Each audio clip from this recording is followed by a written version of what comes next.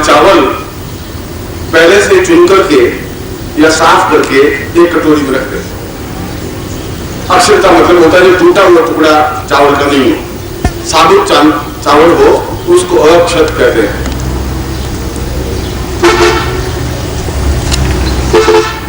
और घी का दीपक लगाएं और आपका मुंह उत्तर की ओर हो, आपके सामने लकड़ी का बाजोट बिछा हो, उसके ऊपर पीला कपड़ा बिछा हो, उसके ऊपर स्वर्ण पात्र रखा हुआ हो, उसके सामने 3 और वस्तुएं रखी हुई हो, जल पात्र हो और आप खुद बैठे हुए हो और आप और आपकी पत्नी दोनों साथ में बैठी हुई हो। यदि पत्नी को नहीं बिठाना है आप अकेले भी साधना संपूर्ण कर सकते हो।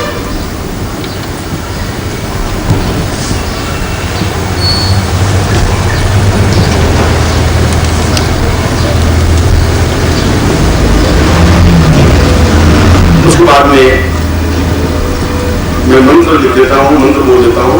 इस मंत्र को केवल 108 बार उच्चारण करना है।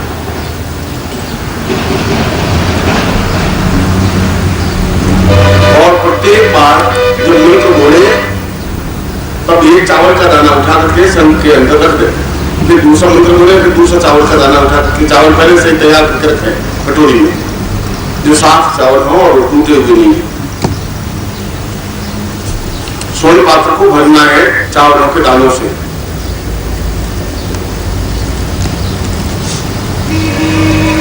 मंत्र में आपको लिख देता हूं, बोल देता हूं, आप लिखिए।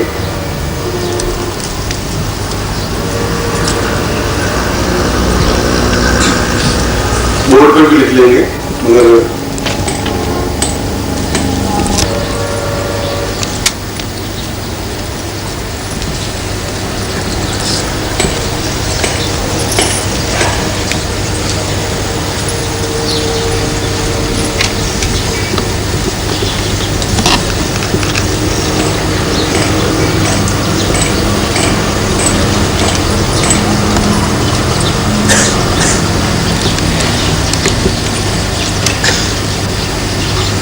बोर्ड पे लिखा होगा, फिर भी मैं एक बात आपको लिखवा देता हूं, आप लिखते हैं ओम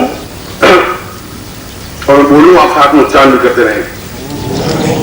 एंग रींग रींग रींग रींग 2 बार आएगा। श्रींग श्रींग स्वर्ण पात्र सिद्धिंग श्रींग श्रींग रींग रींग एंग ओ। मैं पूरा मंत्र एक बार वापस आपके सामने उच्चारण आपने किया, नहीं बोलता ओम एंग रींग रींग श्रींग श्रींग स्वर्ण पात्र सिद्धिंग श्रींग श्रींग रींग रींग एंग ओम। जब ये मंत्र पूरा हो जाए तब ये चावल का दाना उठा के स्वर्ण पात्र में उठे, फिर दूसरा मंत्र बोले, दूसरा केवल इसमें माला आपके हाथ में होनी जरूरी नहीं है। चावल दाने पहले से गिन करके 108 हो, फिर वो स्वर्ण पात्र वहीं रहेगा या उसको आप ढक दें, ताकि जब आप गणेश को स्मरण करेंगे तो गणेश वाहन रात को आकर के पूरा स्वर्ण पात्र उठा ले जाएंगे। इस बात का ध्यान रखना। यदि आपके घर में गणपति विराजमान हो या गणपति के वाहन हो, चूहे हो, तो फिर आप दूसरे स्वर्ण पात्र ढूंढेंगे तो ठेठ पाताल लोक में मिलेगा। इसलिए पहले से तैयारी रखना। कई बार ऐसा हुआ है, सीधा पत्र आया, गुरुदेव स्वर्ण पात्र चला गया, आपने मंगा दिया, वहां तो दिया था, यहाँ से मंगवा दिया, अरे मैंने थोड़ी मंगाया भाई, चूहे ले गए होंगे, मैं थोड़ी ले गया हूँ, मजाक मत करिए, जो ले गया वापस पहुंचा दीजिए। इसलिए मैं आपको पहले से ही सावधान कर देता हूँ, क्योंकि आप बहुत फिर वहां जाकर सोचेंगे कि गुरु जी ने स्वर्ण पात्र आपको मंगवा दिया होगा वापस, और गुरु जी की लीला पर पार ऐसा कर दिया होगा। तो आप ऐसा ध्यान रखें, उसको कवर कर दें और दूसरे फिर इसी पर ठीक उसी प्रकार से प्रयोग करना जैसा हमने आपको बताया। तीन ऐसा ही करना है, सब ऐसा ही करना है, कुल 14 बार करना है। उसके बाद में वह जो स्वर्ण पात्र है वो उसी पीले कपड़े में बांध करके या तो आप रसोई है वहां पर रख दें, और या फिर जहाँ आपका बॉक्स है, अलमारी है, जहाँ भी आप करके से रखते हैं वहां पर बॉक्स के अंदर या तिजोरी के अंदर या अलमारी के अंदर रख दें 14 दिन की साधना के बाद में। और आप इस प्रयोग करके देखें। यानी विज्ञान का मतलब है कि हम एक्सपेरिमेंट करके देखें कि उसका रिजल्ट मिलता है कि नहीं मिलता है, और आप इस प्रयोग करके देखें कि आपको रिजल्ट मिलता है कि नहीं मिलता है, कितना तेजी से मिलता है। यदि आप पूर्ण और छोटा सा प्रयोग है, और कुल 14 घंटे का प्रयोग है कुल मिला करके, और बहुत ज्यादा डिफिकल्ट भी नहीं है, मगर इसको जितना जिस तरीके से करने का क्रम है उस तरीके से करना ही होगा। इस तरीके से करने पर वो अपने आप में सरल साधना है जो आपके लिए अनुभव गम्य है, और इसके माध्यम से अचूक प्रयोग संपन्न हो सकते हैं। और फिर मैं आपको बता देता हूं कि आप में से जो भाग ले रहे हैं और आप में से जो भाग नहीं ले रहे हैं, मेरे लिए आप सभी बराबर है। मेरे लिए ऐसा कुछ नहीं है कि जो आप भाग ले रहे हैं वही महान है, और जो केवल दर्शक हैं या तटस्थ हैं या भाग किसी वजह से नहीं ले पा रहे हैं साधना में, तो वो नहीं कर सकते, ऐसा कुछ नहीं है। परंतु साधना तो आप में से कोई भी कर सकता है, और अपने घर जाकर के कर सकता है या यहाँ आके कर सकता है। और यदि ऐसा ही उतावली है तो पूरा 14 घंटे एक साथ कंटिन्यूस बैठ करके भी साधना को संपन्न की जा सकती है। शाम को 6-7 बजे बैठे हैं, सुबह 6-7 बजे तक या 9 बजे तक जो 14 घंटे होते हैं, बिना हिले बिना आसन से उठे 20-14 घंटे की साधना संपन्न की जा सकती है।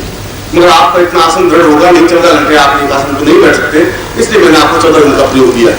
बाकी हकीकत में 14 घंटे का प्रयोग नहीं है, केवल 14 घंटे का प्रयोग है। 1 घंटे में 1 माला संपन्न हो जाती है, 108 बार संपन्न हो जाता है, और कई साधकों ने केवल 14 घंटे में भी यह प्रयोग संपन्न किया है। तो बुधवार की रात्रि को आप 14 घंटे के प्रयोग से भी इस साधना को संपन्न कर सकते हैं, और यदि ऐसा नहीं कर सकते तो 14 दिन में भी साधना को संपन्न कर सकते हैं।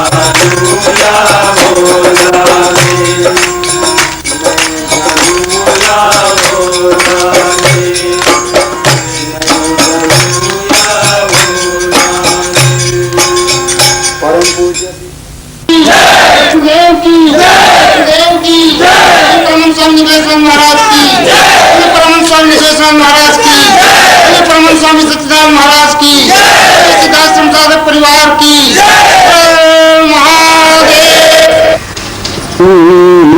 प्रणवं सुरेशं ज्ञानो वरानि मम भूरिसिन्तं आत्मा त्वमेव परमं परब्रह्मरूपम् यात्रा मधुरवै सहितं सदैव। जीवन के उस कठोर सत्य को मैं इस प्रवचन के माध्यम से स्पष्ट कर रहा हूं, जो आप लोगों के लिए ध्यान से सुनने योग्य है, मनन करने योग्य है और उसको अपने जीवन में उतारने के योग्य है। इसलिए कि पिछले 25-50 हजार वर्षों से इस समस्या से मानव जूझता रहा है, आर्य जूझता रहा है। वैदिक काल से लगा करके आज तक उन्होंने इस चीज को समझने की कोशिश की है कि हम अपने जीवन को, अपने ब्रह्म को, अपनी आत्मा को किस प्रकार से समझें। उनको इस बात का पता नहीं है कि मन और आत्मा में क्या अंतर है, मन क्या चीज है, आत्मा क्या चीज है, देह क्या चीज है और ब्रह्म क्या चीज है, परम ब्रह्म क्या चीज है, अनुभूतियां क्या है, दर्शन क्या है। और ये 5-7 प्रश्न ऐसे हैं जो उनके मानस को बराबर व्यथित करते रहे और फिर भी इन प्रश्नों के उत्तर उन लोगों को नहीं मिल पाए। इसलिए उत्तर नहीं मिल पाए कि इन प्रश्नों के उत्तर तब मिल पाएंगे जब वो स्वयं इस जीवन में उतरेगा। यह विषय पोथियों को पढ़ने से नहीं प्राप्त हो सकता है और अधिकतर लोगों के ज्ञान से भी यह विषय समझा नहीं जा सकेगा।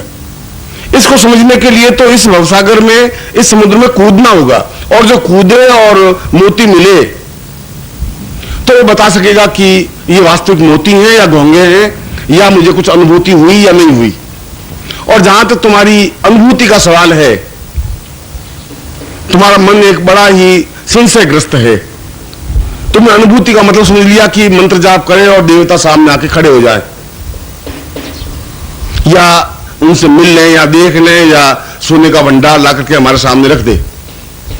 और ये धारणा पूर्णतः मिथ्या है, गलत है।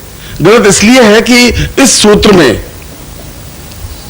और इस सूत्र और ये जो श्लोक बोला है किसी एक ऋषि का सूत्र नहीं है, ब्रह्मोपनिषद का सूत्र है। और इस सूत्र में बड़ी महत्वपूर्ण बात कही है कि कुंडलिनी जागरण अपने आप में मानव की ऊर्ध्व चेता प्रक्रिया है।